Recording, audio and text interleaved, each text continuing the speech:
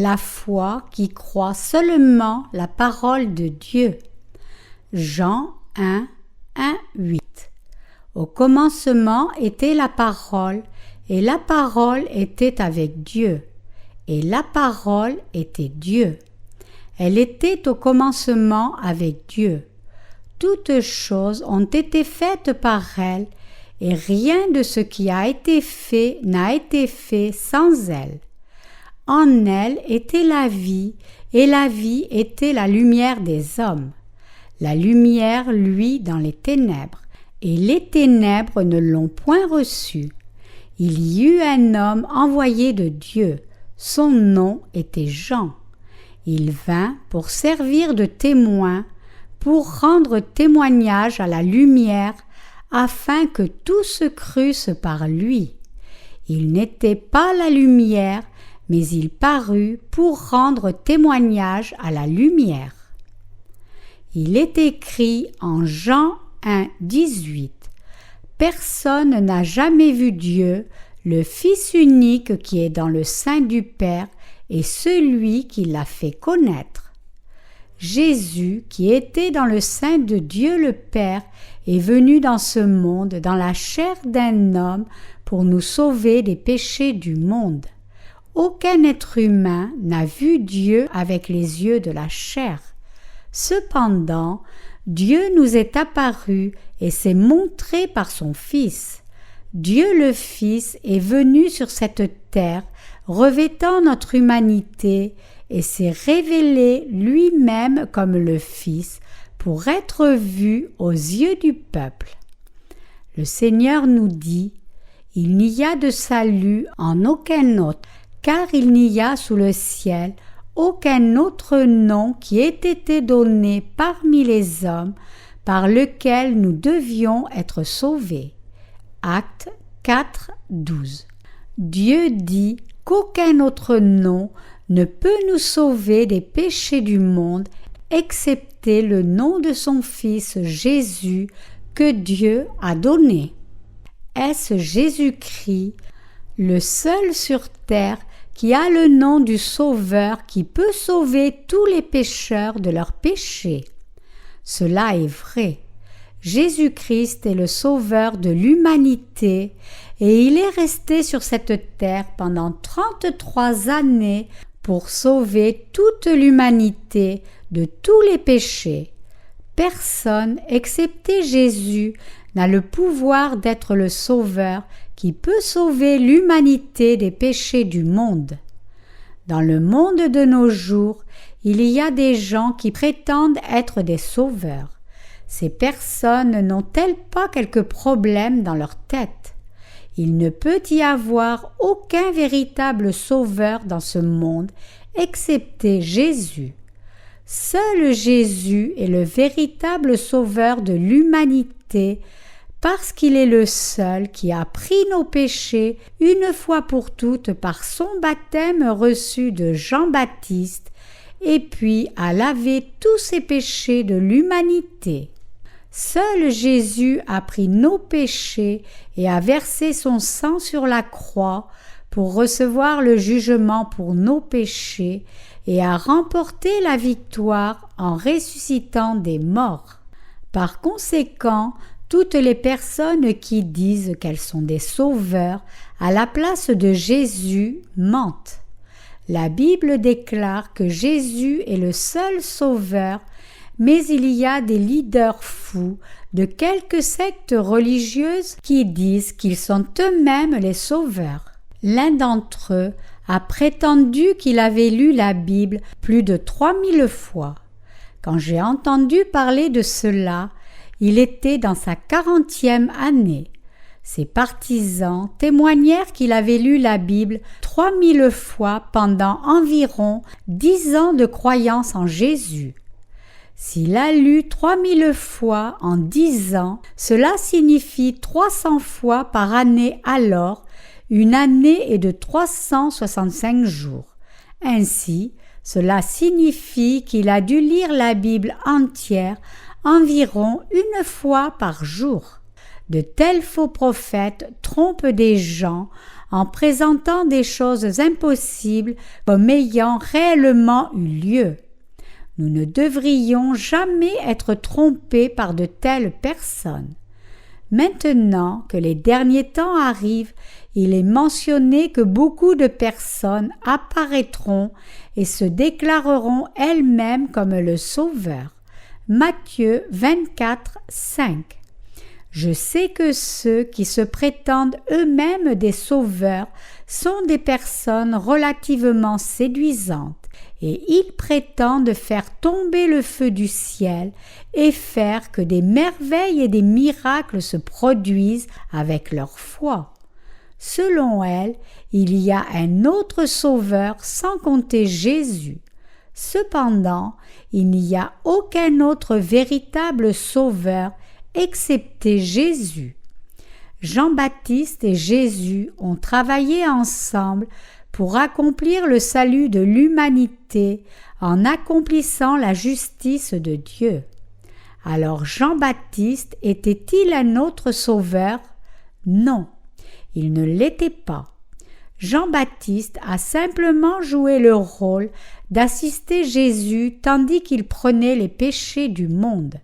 Jésus est venu sur cette terre et a pris tous les péchés de l'humanité une fois pour toutes par le baptême que Jean lui a donné. Jésus a pris les péchés du monde par le baptême qu'il a reçu de ce Jean, et avec le sang précieux qu'il a versé sur la croix, il a accompli l'évangile de l'eau et de l'esprit. Ceux qui croient seulement en le sang de Jésus disent que Jean-Baptiste a échoué. Ils argumentent ainsi du fait que Jean était si radical que les autorités de cette époque n'ont pas pu le tolérer. Cependant, ils ont mal compris la mission principale de Jean-Baptiste. Ils enseignent un tel non-sens absurde produit par leur ignorance des Écritures. Par conséquent, nous devons connaître la mission de Jean-Baptiste correctement. Seulement alors nous pouvons réaliser et comprendre la vérité de l'évangile de l'eau et de l'esprit. La Bible entière est la parole de Dieu qui révèle la vérité que Jésus a sauvé l'humanité du péché en recevant le baptême de Jean et en étant crucifié. Qui sont les personnes qui ont une foi appropriée? Ce sont les personnes qui croient en le fait que Jésus-Christ est venu par l'eau et le sang. La foi qui croit en l'évangile de l'eau et de l'esprit est la foi correcte. Jean 1,1 dit « Au commencement était la parole, et la parole était avec Dieu, et la parole était Dieu. » La parole qui au commencement a créé l'univers entier et toutes choses par elle était Dieu. C'est également Jésus qui a créé l'univers à l'époque de la création du monde parce que Jésus est fondamentalement Dieu. Jésus est Dieu le Fils parmi le Dieu de la Trinité, le Père, le Fils et le Saint-Esprit. Ce Dieu trinitaire a chacun sa propre personne, mais toutes les trois sont le même Dieu pour nous. Il est écrit en Genèse que Jésus a créé ce monde, et il est écrit dans l'Évangile selon Jean que Jésus est Dieu qui nous a sauvés des péchés de ce monde. Jésus est Dieu lui-même qui est venu sur cette terre incarné dans la chair de l'homme et nous a sauvés des péchés du monde une fois pour toutes. Il est écrit en Jean 1,4 « En elle était la vie, et la vie était la lumière des hommes. » La lumière des hommes se réfère ici à la position de Jésus et à sa mission par laquelle Dieu nous a sauvés des péchés du monde. Et la lumière de la vie représente l'amour de Jésus qui a sauvé l'humanité du péché. toutes les créatures sont destinées à mourir pour leurs péchés. Mais notre Seigneur est venu sur cette terre et a donné la nouvelle vie aux personnes qui croient en lui. Il a envoyé Jésus, qui a été baptisé par Jean-Baptiste, a versé son sang et est ressuscité des morts. Le Seigneur est le Sauveur qui nous a donné la nouvelle vie. Jésus, la lumière du salut pour toutes les personnes. Notre Seigneur est la lumière du salut. Il est venu sur cette terre et a pris les péchés de ce monde une fois pour toutes en recevant le baptême. Ensuite, il a reçu le jugement pour tous les péchés en étant crucifié à notre place, et puis il est ressuscité des morts par la justice de Dieu, lavant tous nos péchés une fois pour toutes. La vie était la lumière des hommes. Notre Seigneur nous a sauvés de tout péché en nous donnant sa vie avec l'eau et le sang. Jésus est devenu la véritable vie pour nous et le baptême que Jésus a reçu de Jean et son sang versé ont accompli la justice de Dieu. Jésus se présente comme le pain de vie. Jésus annonce la volonté du Père. Voici, en effet, la volonté de mon Père, que quiconque voit le Fils et croit en lui ait la vie éternelle, et je le ressusciterai au dernier jour. Jean 6, 40. Après que Jésus ait accompli le miracle des 5 pains d'orge et des 2 petits poissons dans le désert et nourri toutes les personnes présentes, il a dit qu'il était le pain de vie du ciel. Jean 6, 32, 35. Il y a beaucoup de pain sur terre, mais il y en a seulement un qui vient du ciel. Il nous a dit que le pain de la vraie vie, ou le pain vivant, est Jésus-Christ. Pour effacer vos péchés, tout ce que vous devez faire est de manger du pain de vie. Nous devons croire en Jésus. Il est le pain qui élimine les péchés, le vrai pain qui nous fait gagner la vie éternelle. Jésus nous dit, en venant comme pain de vie, ceux qui mangent la chair de Jésus reçoivent la rémission du péché et gagnent la vie éternelle. Notre Seigneur a voulu éliminer les péchés des gens en venant sur cette terre, et ainsi il est venu en tant qu'homme. Jésus a voulu donner sa chair et son sang à toutes les personnes sur terre afin de sauver leur âme qui était morte par le péché devant Dieu.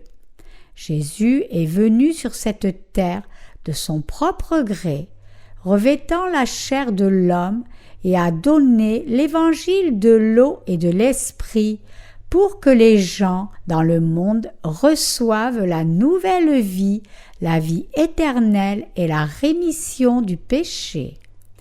Jésus est fondamentalement Dieu.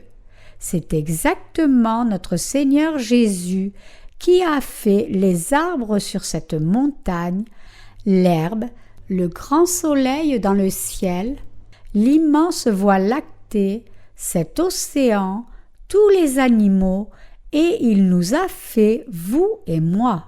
Je déclare que notre Seigneur Jésus-Christ, qui est Dieu, est venu en tant que Sauveur. Dieu a créé l'homme à son image, et quand les humains sont tombés dans le péché, Dieu lui-même est né sur cette terre, revêtant la chair de l'homme par le corps de la Vierge Marie, abandonnant son trône de gloire pour prendre tous les péchés des humains. Le Seigneur est venu sur cette terre de son propre gré et a permis aux gens de recevoir la rémission du péché et la vie éternelle en donnant sa chair et son sang. Mes chers croyants, examinons pourquoi Jésus nous a donné sa chair et son sang. Le Seigneur dit « Celui qui mange ma chair et boit mon sang a la vie éternelle, et je le ressusciterai au dernier jour. Car ma chair est vraiment une nourriture, et mon sang est vraiment un breuvage. Jean 6, 54, 55. Examinons ce que Jésus veut dire dans ce passage. D'abord, jetons un coup d'œil à Jean 6, 52, 57. Les Juifs se querellaient entre eux et disaient « Comment celui-ci peut-il nous donner sa chair à manger ?» Alors Jésus leur dit « en vérité, je vous le dis, si vous ne mangez la chair du Fils de l'homme et si vous ne buvez son sang, vous n'avez pas la vie en vous. Celui qui mange ma chair et qui boit mon sang a la vie éternelle, et je le ressusciterai au dernier jour. Car ma chair est vraiment une nourriture, et mon sang est vraiment un breuvage. Celui qui mange ma chair et boit mon sang demeure en moi et moi en lui. Comme le Père qui est vivant m'a envoyé et que je vis par le Père, ainsi celui qui me mange vivra par moi. Qu'est-ce que le Seigneur Jésus donna à tous les humains pour les sauver de leurs péchés et pour leur permettre de vivre? En premier, Jésus a donné sa chair pour sauver l'humanité du péché. Cela signifie que Jésus a donné son corps pour nous. En second lieu, Jésus a également donné son sang. Par conséquent, si nous mangeons la chair et le sang du Seigneur, nous demeurons en le Seigneur, mais si nous ne mangeons pas la chair et le sang du Seigneur, nous ne demeurons pas dans le Seigneur. Comprenez-vous ce que je suis en train de vous dire? Notre Seigneur est venu sur cette terre en chair. Ensuite, notre Seigneur nous a donné sa chair pour nous sauver, pour sauver toute l'humanité. Que signifie « il a donné sa chair » ? Nous a-t-il réellement donné sa chair en la coupant de son corps? Pendant le dernier souper, Jésus a pris le pain, l'a béni, l'a rompu et a dit « Prenez, mangez, ceci est mon corps ». Lisons Matthieu 26, 26. Pendant qu'il mangeait, Jésus prit du pain et après avoir rendu grâce, il le rompit et le donna aux disciples en disant « Prenez, mangez, ceci est mon corps ». Le Seigneur a rendu grâce avec le pain et a dit « Prenez, mangez, ceci est mon corps ». Notre Seigneur a établi cette sainte communion par sa parole. Et nous célébrons cela en souvenir de son acte de justice pour notre salut. Le Seigneur a pris le pain, l'a béni, l'a rompu et l'a donné aux disciples en disant « Prenez, mangez, ceci est mon corps ». Il nous a sauvés en donnant sa chair et nous a permis de recevoir la vie éternelle en nous donnant son sang. Mes chers croyants, comprenez-vous, notre Seigneur n'a pas seulement dit « Prenez, buvez, ceci est mon sang », mais il a également dit « Prenez, mangez, ceci est mon corps », quand il a enseigné la première sainte communion. Quand notre Seigneur est venu pour nous sauver du péché, il est venu revêtu d'un corps d'homme en chair. Si le Seigneur n'était pas venu sur cette terre avec la chair et le sang, il n'aurait pas pu nous sauver, nous, les humains. Notre Seigneur, pour nous sauver, a dû venir dans le même corps que nous, c'est-à-dire dans la chair et le sang. Où est notre vie? Elle est dans le sang. Ce sang est notre vie. Lévitique 17, 11. Et où commettons-nous le péché? Nous commettons le péché avec le corps. Nous commettons également le péché avec l'esprit, mais nous commettons également le péché avec nos corps pendant nos vies entières. Ainsi, notre Seigneur a dû venir sur cette terre, revêtant la chair pour éliminer les péchés commis par l'humanité. Cela pour nous donner sa chair. C'était pour porter tous les péchés du monde sur son corps, en recevant le baptême de Jean-Baptiste, le représentant de toute l'humanité. Et il nous a donné son sang. Le Seigneur nous a donné la vie éternelle et a accompli la rémission des péchés en nous donnant sa chair et son sang. Notre Seigneur nous a sauvés en prenant tous les péchés sur son propre corps. Ainsi, notre Seigneur a dit « Prenez, mangez, ceci est mon corps ». Qu'est-ce que Jésus a dû faire pour nous sauver de tous les péchés? D'abord, Jésus nous a donné la chair. Nous pouvons recevoir le salut seulement parce que le Seigneur nous a donné sa chair. Si le Seigneur ne nous avait pas donné la chair, nous ne pourrions pas être sauvés. Ainsi, notre Seigneur est venu sur cette terre revêtant la chair de l'homme pour nous sauver et nous a donné sa chair en recevant le baptême à la rivière du Jourdain quand il était âgé de 30 ans. Jésus est le Sauveur qui est venu sur cette terre revêtant la même chair que la nôtre. Il est écrit en Jean chapitre 1 verset 14. Et la parole a été faite chair et elle a habité parmi nous, pleine de grâce et de vérité, et nous avons contemplé sa gloire, une gloire comme la gloire du Fils unique venu du Père. Quelles sont la grâce et la vérité mentionnées ici? Cela signifie que Jésus est devenu notre Sauveur en nous donnant sa chair et son sang, qu'il nous a donné la rémission du péché en recevant le baptême de Jean, en mourant sur la croix et en ressuscitant des morts. Ce que nous devons savoir est que le Fils de Dieu est venu sur cette terre revêtu de la chair de l'homme selon les prophéties de l'Ancien Testament. Clairement, le Fils de Dieu est venu sur cette terre et nous a sauvés des péchés du monde. Il est important pour nous de savoir et de croire cela. Vous devez savoir que Jésus est Dieu, celui qui a créé les cieux et la terre. Savez-vous que Jésus-Christ est notre Dieu et notre Sauveur? Notre salut est garanti quand nous connaissons et croyons que Jésus est le vrai Dieu et notre Sauveur.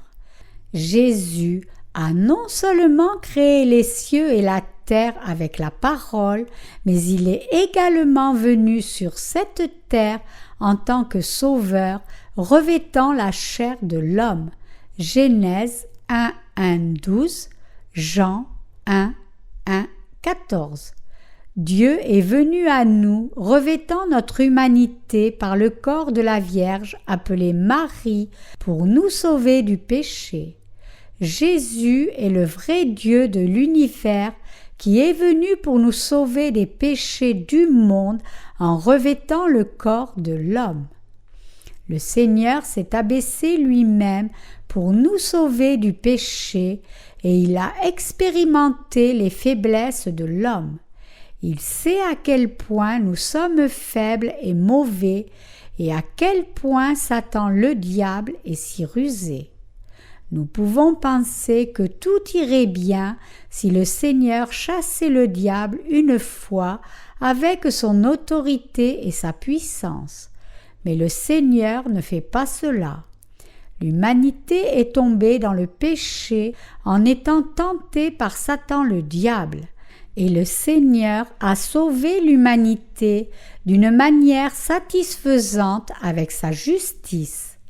Pour cette raison, il a pris tous nos péchés sur son corps en recevant le baptême de Jean-Baptiste et puis a subi le jugement pour tous ses péchés une fois pour toutes en versant son sang sur la croix.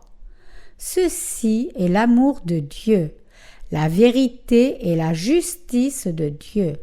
Si nous croyons en l'évangile de l'eau et de l'esprit, nous pouvons suivre la brillante lumière de la vérité parce que notre Seigneur nous a ainsi aimés et sauvés complètement et correctement du péché avec sa loi de justice.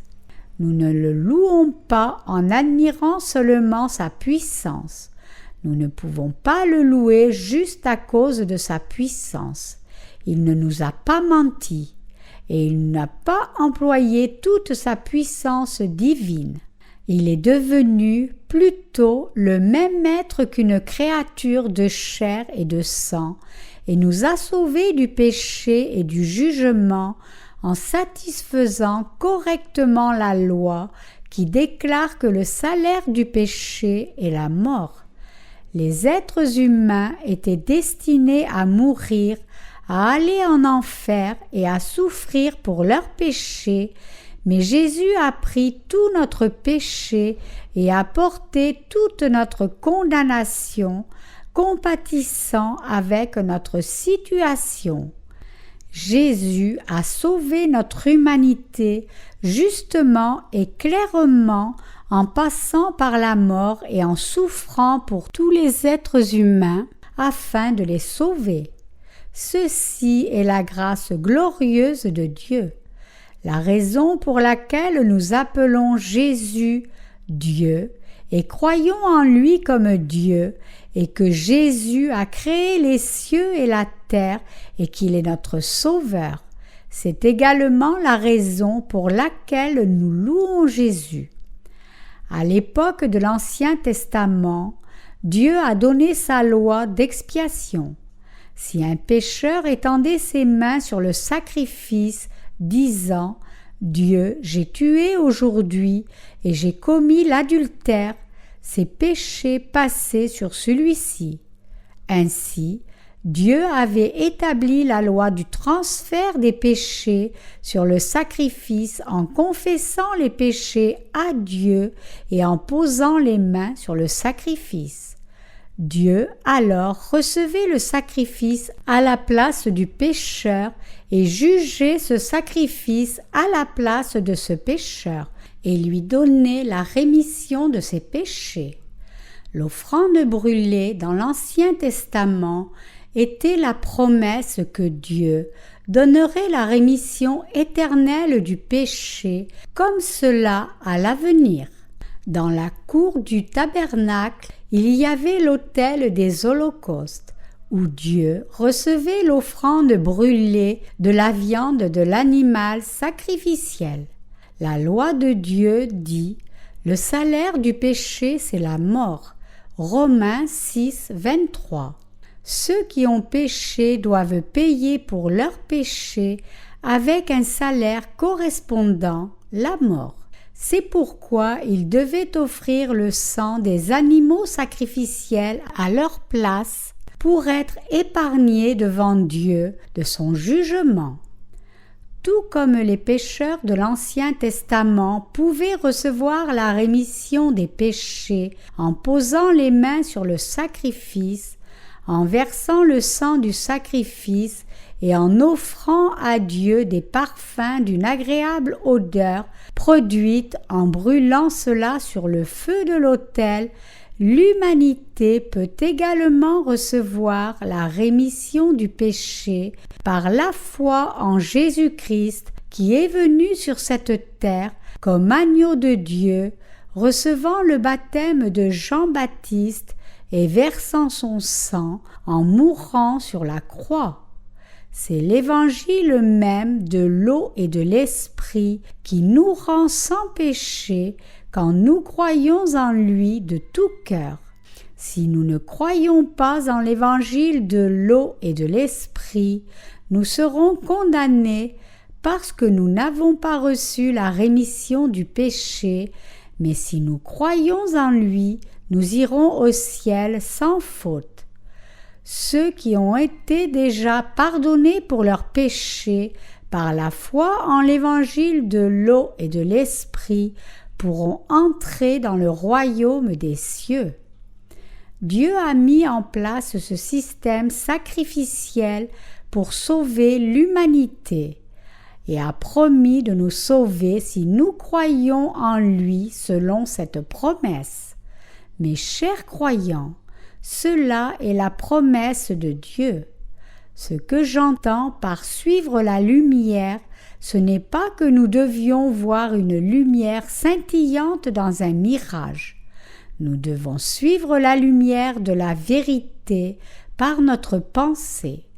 La raison pour laquelle Jésus a reçu le baptême dans le fleuve du Jourdain était de sauver l'humanité complètement en prenant tous nos péchés par grâce et en accomplissant le salut complet.